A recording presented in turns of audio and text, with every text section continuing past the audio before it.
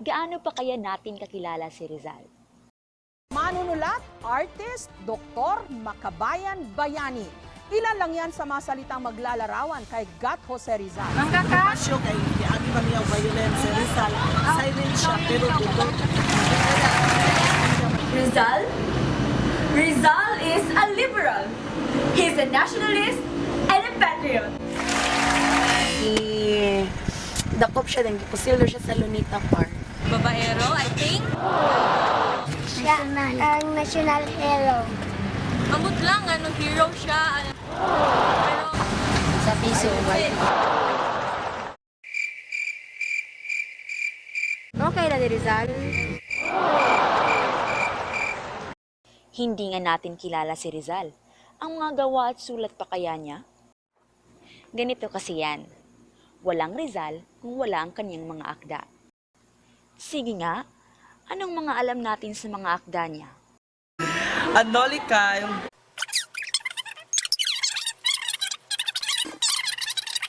Nakinay ba ang selfie, Lee? ha? Alfili? Noli me tangere. Nolly. Nolly. Noli Metangere. Elfili, ang sana. Saan pa na? Kilig? Ambot?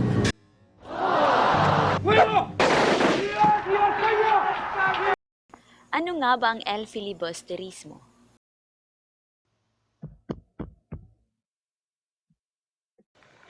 Ang El Filibusterismo ang pangalawang nobela ni Jose Rizal na karugtong ng kontrobersyal niyang Noli Me Tangere. Nagsimula ang kwento ng nobela sa isang mabilog na barkong tabo na naglalayag pasalungat sa agos ng Ilog Pasig mula Maynila patungong Laguna de Bay. Isa sa lula ng barko si Simon. Si Simon ay si Crisostomo Ibarra sa Noli Me Tangere. Siya ay nagbalik sa Pilipinas mula sa Cuba at nagbalat kayo bilang mayamang alahero. Taglay niya ang puot at layong makapaghiganti at mailigtas si Maria Clara mula sa kumbento. Naglunsad ng plano si Simon na mahikayat ang katiwalian sa gobyerno upang mas umigting ang puot ng mga Pilipino para maghimagsik. Lihim at masinop siyang nagbalak at nakipagkuntsaba sa iba't ibang tauhan sa nobela kabilang na si Basilio. Nagpuslit siya ng armas sa bansa sa tulong ni Quiroga, isang Tsinong mangangalakal na nangangarap maging konsol ng Tsina sa Maynila. Ang unang tangkang pag-aalsa ni Simon ay hindi natuloy dahil sa huling sandali ay nabalitaan niya ang pagkamatay ni Maria Clara sa kumbento. Ang ikalawang pagkakataon ay sa kasal ni Paulita Gomez at Juanito Pelaez kung saan dadalo ang lahat ng makapangyarihan sa pamahalaan. Niregaluhan ni Simon ang kikinasal ng isang magarang lampara. Lingid sa kaalaman ng lahat na kapag ubiksi ang mitsa ng ilawan ay sasabog ito sa buong kabahayan. Ito rin ang magiging hugyat ng mga kapanalig ni Simon na pasabugin ang mga gusaling pampamahalaan sa Maynila. Ngunit, sa pangalawang pagkakataon, hindi ito natuloy sapagkat nalaman ni Isagani ang balak na ito at mabilis na inihagis ang ilawan sa ilog. Natuklasan ang naging bigo na plano ng pag-alsa, at matapos ang pangyayari, namundok si Simon dala ang kanyang mga alahas at nagtungo kay Padre Florentino. Nangumpisal si Simon sa pari. Uminom siya ng lason upang hindi mahuling buhay ng mga gwardya sibil. Nagwakas ang nobela nang ihagis ng pari ang kayamanan ni Simon sa dagat at umasang makikita lamang iyon at magagamit para sa kabutihan ng taong bayan. Ang nobelang El Filibusterismo ay orihinal na isinulat sa wikang Espanyol at may 38 na kabanata. Ang pinakabuod ng nobela ay makikita sa banghay nito. Ang simula ay sa Kabanata 7 na may titulong Simon, kung saan nakikilalang lubusan si Simon at ang kanyang mga pakay sa pagtatagpo nila ni Basilio. Ang tumitinding galaw o rising action ay sa Kabanata 19 na may titulong Mitsa, kung saan umanib na ang ilang kabataan tulad ni Placido Penitente sa planong pag-alsa ni Simon. Ang kasukdulan o climax ay sa Kabanata 35 na may titulong Ang Pista, kung saan magaganap sana ang tangkang pagpapasabog sa bahay na pinagdausan ng kasal ni Paulita at Juanito Pelaez. At ang wakas ay sa Kabanata 39 na may titulong Ang Katapusan, kung saan nangumpisal si Simon kay Padre Florentino at namatay matapos uminom ng lason.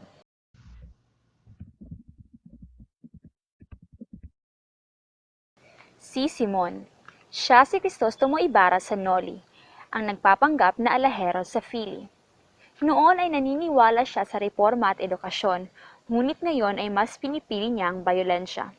Siya ang sumisimbolo ng mga Pilipinong napuno na sa mga pang-aabuso ng mga Espanyol. Si Basilio. Siya ay anak ni Sisa, isang mag-aaral ng medisina at kasintahan ni Huli. Sinisimbolo niya sa unang bahagi ang kabataang hindi nakikialam upang hindi masali sa gulo. Noong una ay hindi siya nakisama sa mga tangkang pag-alsa, ngunit nang mamatay ang kanyang kasintahan na si Huli ay sumali siya sa lipo ni Simon. Si Isagani. Ang makatang kasintahan ni Paulita Gomez at pamangkin ni Padre Florentino. Isa siya sa mga sumusuporta sa pagkakaroon ng akademya sa wikang Kastila sa Pilipinas. Paulita Gomez. Siya ang kasintahan ni Isagani na nagpakasal kay Juanito Pelaez. Ang karakter ni Paulita Gomez ay hango sa totoong katauhan sa buhay ni Rizal at siya ay si Lino Rivera na nagpakasal din sa iba. Si Cabezang Tales. Siya ay nagmamay-ari ng lupaing inangkin at inagaw ng mga praile. Siya ang sumisimbolo sa mga Pilipinong magsasaka at nagmamay-ari ng mga lupaing inagaw nila. Sa tunay na buhay, si Cabezang Tales ay hango sa pinagdadaanan ni Francisco, ang ama ni Rizal, at ilang taga-Calamba sa panggigipit ng mga Dominikano sa kanilang lupain. Si Padre Florentino. Siya ay isang Pilipinong pari at ang amain ni Isagani. Siya ang sumisimbolo sa mga taong naniniwalang makakamit at makakamit ng mga Pilipino ang kalayaan sa mabuti at pinakamainam na paraan. Sa tunay na buhay, si Padre Florentino ay hango kay Padre Leoncio Lopez, kaibigan ni Rizal at kura ng Calamba. Huli. Siya ang anak ni Cabezang Tales at katipa ni Basilio. Mas pinili niyang mamatay kaysa malapastangan ni Padre Camora. Sinisimbolo niya ang mga kababaihang mas pipiliing mamatay at magsakripisyo kaysa madungisan ang dangal. Senyor Pasta. Isang Pilipinong abogado at tumatangging tulungan ang mga estudyanteng Pilipino sa kanilang petisyon sa reforma ng edukasyon. Siya ang simbolo ng mga Pilipinong tumatangkilik at tumutulong lamang sa mga makapangyarihan at mayayaman. Si Placido Penitente at si Picson. Sila ay ilan lamang sa mga mag-aaral na humihingi ng reforma sa edukasyon. Nang lumaon, ay sumali si Placido kay Simon nang mapahiya ng lubusan sa klase ni Padre Milon. Padre Irene. Siya ay isang Kastilang pari na kaanib ng mga kabataan sa pagtatatag ng Akademya ng Wikang Kastila. Siya ang sumisimbolo sa ilang mga Kastilang may simpatiya sa mga Pilipino. Si Doña Victorina. Siya ang mapagpanggap na isang European ngunit isa namang Pilipina. Siya ang tiyahin ni Paulita. Sinisimbolo niya ang mga Pilipinong ikinahihiya ang kanilang pagkatao at pagka-Pilipino. Si Kapitan Tiago. Siya ay isang karakter din sa Noli Me Tangere. Siya ay naging adik sa opyo na naging sanhi ng kanyang kamatayan. Si Kapitan Tiago ang isinisimbolo ni Rizal sa lipunang Pilipino. Ang kapabayaan ni Tiago sa sarili ay siya ring dahilan ng kanyang kabulukan at kamatayan. Benzaib. Ang Benzaib ay anagram sa kanyang totoong pangalan na Abraham Ibanez. Siya ay isang journalist na naniniwalang siya lamang ang may alam sa lahat. Siya rin ay sumasama sa mga mayayaman at maimpluwensya lamang. Sinisimbolo niya ang mga journalista sa kanyang panahon na ipinagkakait ang katotohanan sa masa at ginagawa lamang ang makakabuti para sa sarili. Ilan pa sa mga tauhan sa nobela ay sina Tandang Celo, Padre Camora, Juanito Pelaez, Don Custodio Buenatinta, Macaraig, Quiroga at iba pa. Dear Pasiano, kabalo ba ka ang akong pamahaw-utan, paniod to utan, ug akong panihapon, utan lang sad gihapon. Sa kapit-os, sa panginabuhi nga ring dapita, ang akong kwarta nakabudget na nakalaan para sa pagpaprint sa akong libro. Mangayo na kog kwarta para pamalit na kog pagkaon. Daghang salamat, Jose Rizal. Ay, nabli ko'y cellphone, nakalimot ko! Yes! Nagpadala na yun si Pasiano, kwarta!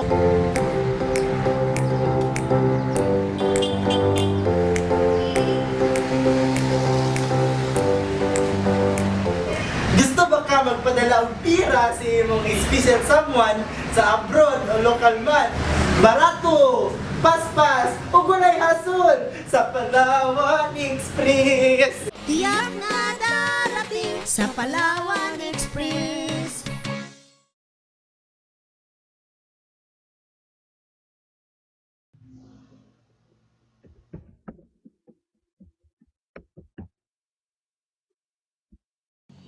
Hindi lamang sa mga tauhan ipinahayag ni Rizal ang kanyang mensahe, kundi pati na rin sa mga kaganapan sa nobela.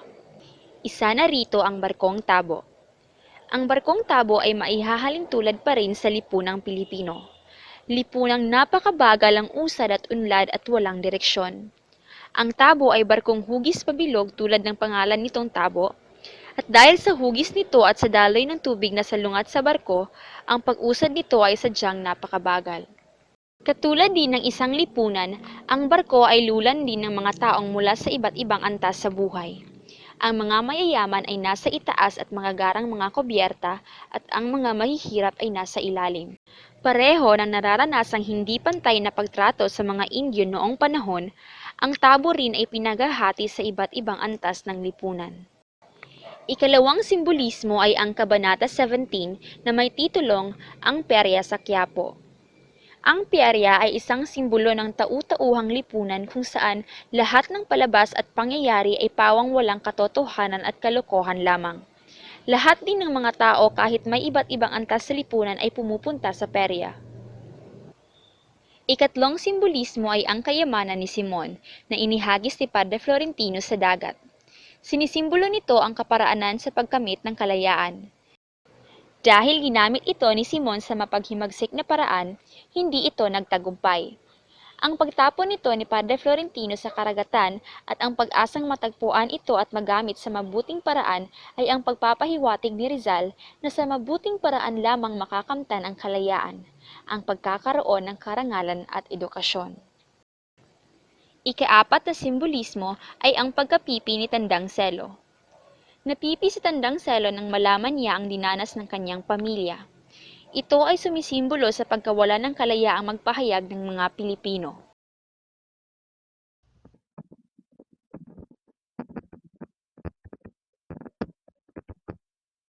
Sinimulang sinulat ni Rizal ang nobelang El Filibusterismo noong Oktubre 1887 habang siya ay nasa Calamba. Natapos niya ang manuskripto noong Marso 29, 1891 sa Biarritz. Maraming pinagdadaanan si Rizal habang siya ay nagsusulat ng Fili. Ang mga ito ay ang mga sumusunod. Gipit siya sa pera.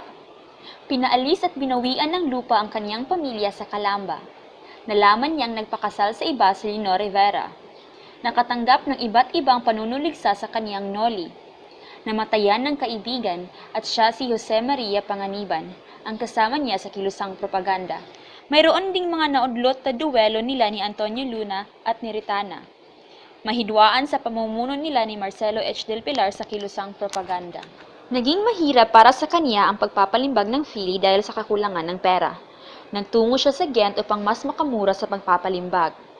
Ang F. Meyer van Loo Press ng 66 Viandered Street ang palimbagan na tumanggap sa manuskripto ng Fili sa patingi-tinging bayad. Humingi si Rizal ng panggastos mula kay Pasiano, ngunit dahil hirap din ng kalagayan nila sa Pilipinas, hindi napunan ang perang pantustos. Panay din ang panghihingi niya ng tulong kay Jose Maria Basa at nasanlanan niya lahat ang kanyang mga alahas. Nakatanggap siya ng salapi mula kay Basa at 200 piso mula kay Rodriguez Arias. Katulad ng kanyang paghihirap sa pagpapalimbag ng Noli, muntik na din niyang sunugin ang kanyang manuskripto sa Fili. Ngunit, dumating si Valentin Ventura na nagbigay ng kinakailangang pondo at naipagpatuloy ang pagpapalimbag. Noong Setyembre 18, 1891, nailabas ang unang imprenta ng Fili. Agad na ipinadala ni Rizal ang 2 kopya kina Jose Maria Basa at Sixto Lopez sa Hong Kong. Ibinigay ni Rizal ang orihinal na manuskripto at 1 kopyang nilagdaan niya kay Valentin Ventura sa Paris. Ilan pa sa kanyang binigyan ng komplementaryong kopya ay sina Blumentritt, Mariano Ponce, Graciano Lopez Haina, Pardo de Tavera, Antonio Luna, Juan Luna at iba pa. Maraming papuri ang tinanggap ng Fili. Ang pahayagang La Publicidad sa Barcelona ay nagsabing ang Philly ay may ihahalin tulad sa sulat ni Alexander Dumas na The Count of Monte Cristo. Kasalukuyang makikita ang orihinal na manuskripto ng Philly sa Filipiniana Division ng Bureau of Public Libraries sa Manila. Binili ito ng pamahalaang Pilipino kay Valentin Ventura sa halagang 10,000 pesos at binubuo ng 279 pahina ng mahabang pirasong papel. Sus, 500 ra akong kwarta. Magluto pa ko, mambabae pa ko, mag-shopping pa ko, wala pa ko'y pagkaon. 200 na lang nabilin sa akong kwarta. Mapaprint na lang sa kuy. Pwede na niyo mapaprint. Kinahanglan na gid kayo na ako. Gadaligid ko. Tagkina na niyo paprint. Tag-piso na ba akong page? For sure, di ka ka-afford. Sa pikas ka dito ka pa. Ay, sige eh. Kay kulang man po na akong kwarta. Ayaw na lang. Mahal. Usahay, ang taong magdali, sayop ang mapili. Paano bang magmahal? Palagi bang masasaktan?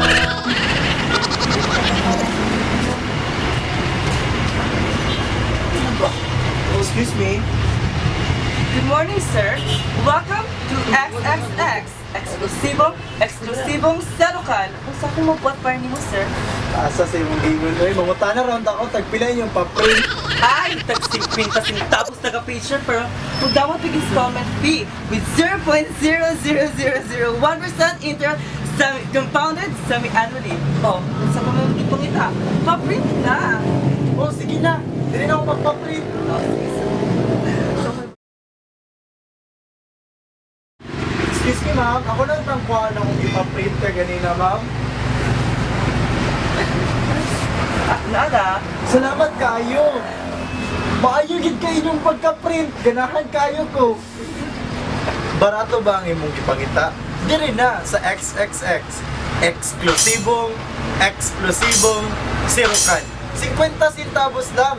Clear copy na. Unsa pa imong gitagad? Diri na.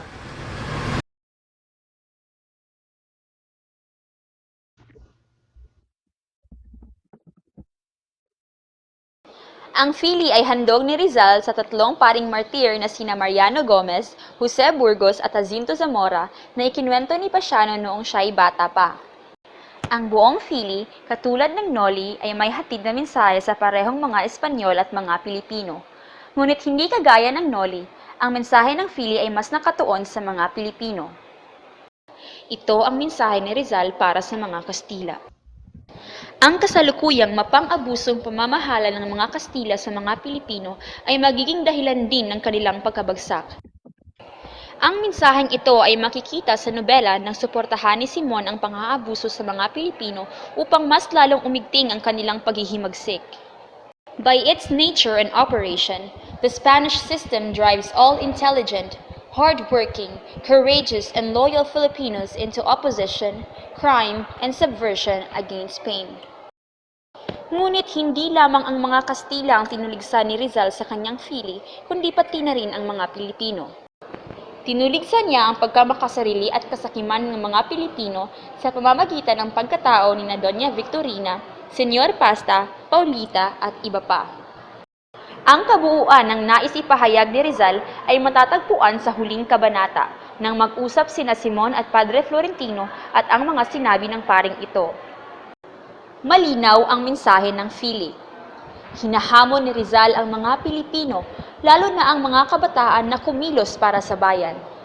Kung wala din mang ginagawa ang mga naaapi upang makamit ang kalayaan, ay hindi sila nararapat bigyan nito. With or without Spain, they would always be the same, and perhaps even worse. Ngunit sa takbo ng kwento, na ilang ulit binigo ni Rizal ang plano ni Simon na himagsikan, malinaw na nais niyang iparating na hindi sa revolusyon nakakamit ang kalayaan. Nais man pukawin ni Rizal ang mga Pilipino na kumilos, ngunit hindi niya nais humikayat ng revolusyon. Sabi nga ni Austin Coates, Philly is a novel that bears an irresistible urge to revolution while promising nothing from it. Nais ni Rizal na maging handa muna ang mga Pilipino na pamunuan ang sarili. Nais niyang magkaroon muna ng sapat na edukasyon at kaalaman. Ito rin ang naging sagot ni Rizal nang siya hikayatin na makisali sa revolusyon ni Pio Valenzuela. Sabi nga ng karakter ni Padre Florentino sa nobela, "Why independence if the slaves of today will be the tyrants of tomorrow?" Ang linyang ito ay naipaliwanag ni Adam Lishfi sa kanyang journal na The Literary Authorities of the Philippine Nationalism in Jose Rizal's El Filibusterismo. Ayon kay Lishfi, "Yet, he never urges revolution. Not only does he condemn an independence won by immoral means like Simon's, he does not even want immediate independence, which could only mean a new serfdom. The task ahead for the Filipinos is to prepare themselves, to make themselves worthy of freedom, and then God will grant the means, be it revolution or peaceful separation from Spain."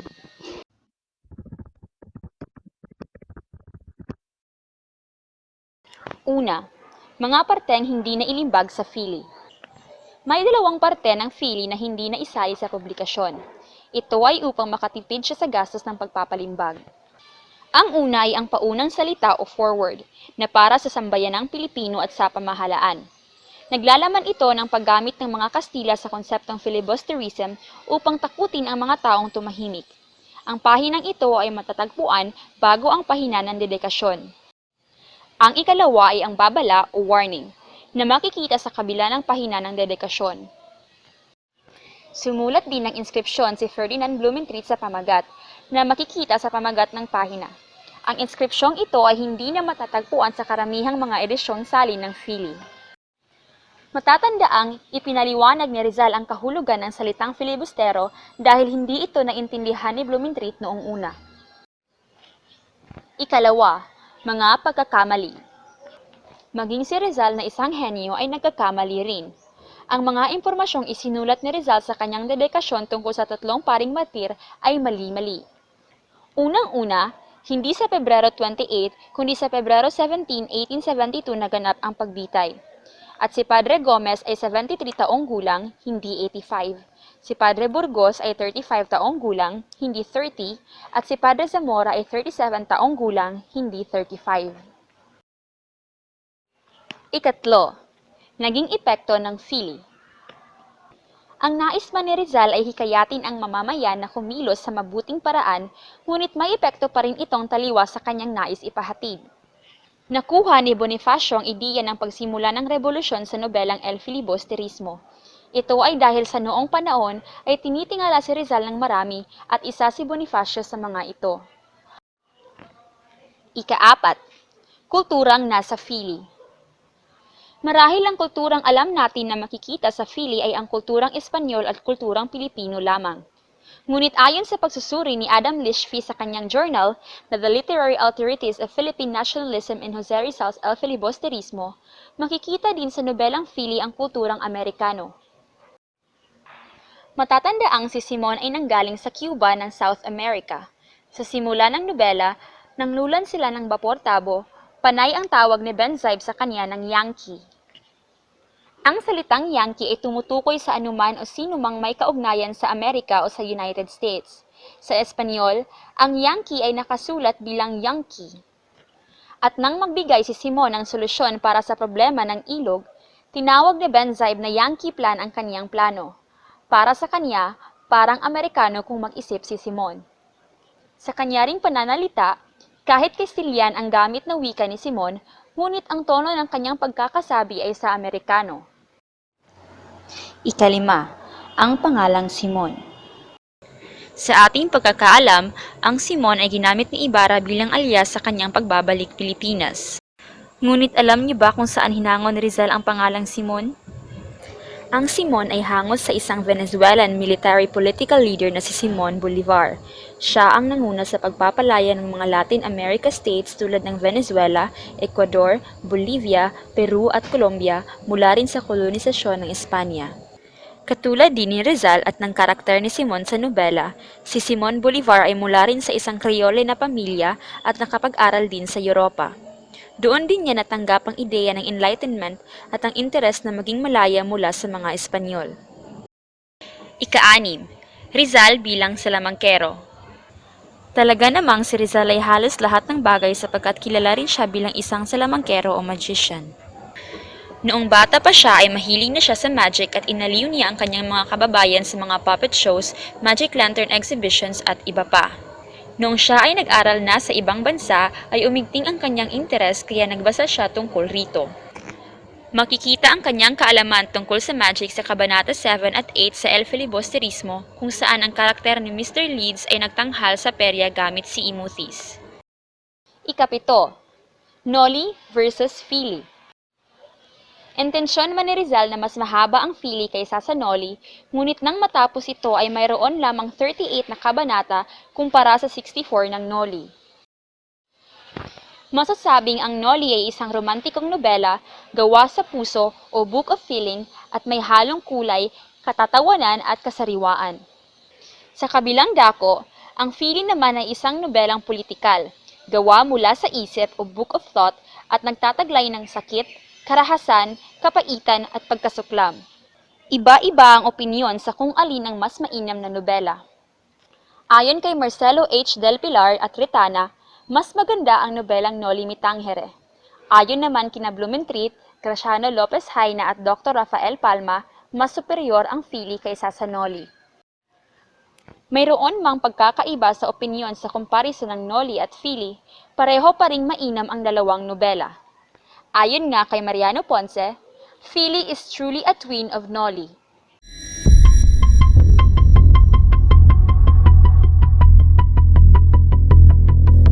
Bakit mo ginagamit ang wikang Kastila kahit alam mo namang hindi halos nakakaintindi ang mga Pilipino? Ang mga Pilipino pa naman ang nais mong paghatdan ng inyong mensahe sa nobela. Kung hindi mo naman nais magsimula ng revolusyon, bakit mo pa sinulat ang Fili na may ideyang paghihimagsik? Kahit minalpak mo ang revolusyon sa nobela, hindi mo ba alam na magbibigay pa rin ito ng ideya sa mga Pilipino? Parang binigyan mo na rin sila ng plano sa kung ano ang gagawin. Umaasa ka ba talagang kikilos ang kabataan sa ngayong panahon kung ang kabataan at mga Pilipino sa iyong panahon ay nangangailangan pa nga ng iyong motibasyon? Ano po ba sa palagay nyo ang magiging kahinatnan kung nanatiling tuta mga Pilipino sa kamay ng mga dayuhan? Makakamit pa ba natin ang kalayaang ating tinatamasa ngayon kung hindi natin sinulan ang pag-aalsa at revolusyon laban sa mga dayuhan? If staging a revolution was not a solution, then what would be your preferred alternative so your people may still achieve the liberty they have sought for many years?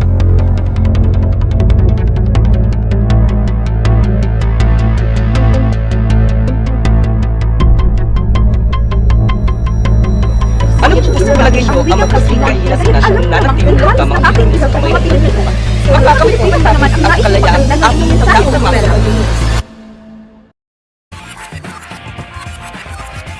Tonight with Boy Abunda.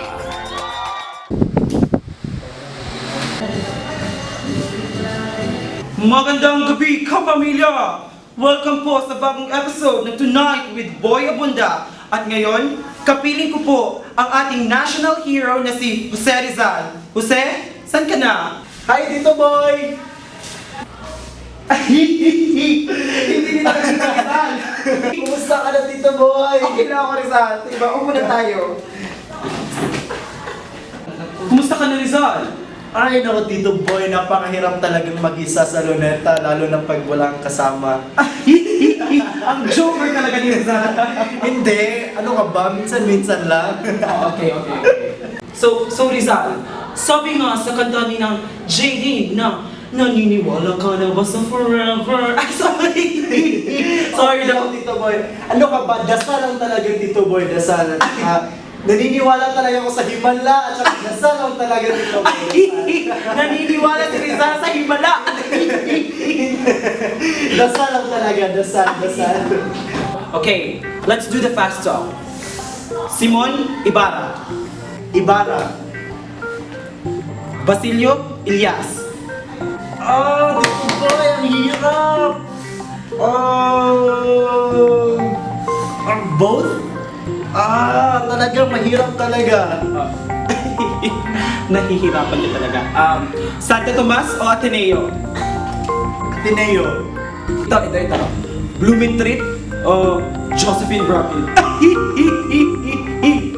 Ano ba? Bakit nasali yung kaibigan ko dyan? Ang hirap! Siyempre, Josephine Bracken. Ano ba? Ito, writing o modeling? Writing. Ito, Rizal, last na to. Noli o Philly? Hirap.